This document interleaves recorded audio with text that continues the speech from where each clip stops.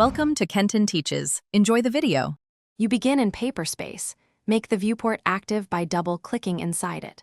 Once the viewport is active, note the current viewport scale and layer visibility so nothing changes unexpectedly.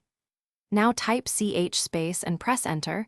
You are telling Autocad to convert selected objects between spaces.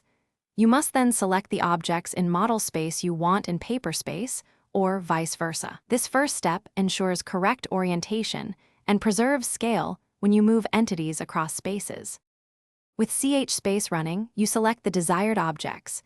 Use a crossing selection to ensure group geometry and nested blocks are included.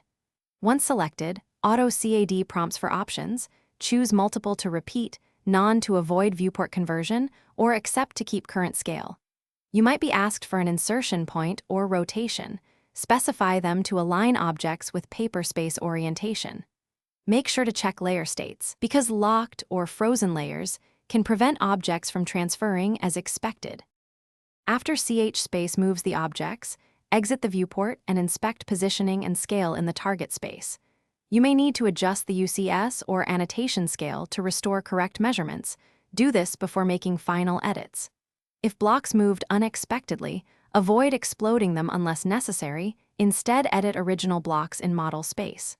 Troubleshooting tip: if things look off, check the viewport's UCS and annotation scale, and ensure layers aren't frozen or locked. Correcting those resolves most conversion issues quickly. Thanks for watching. Please subscribe if this video was helpful.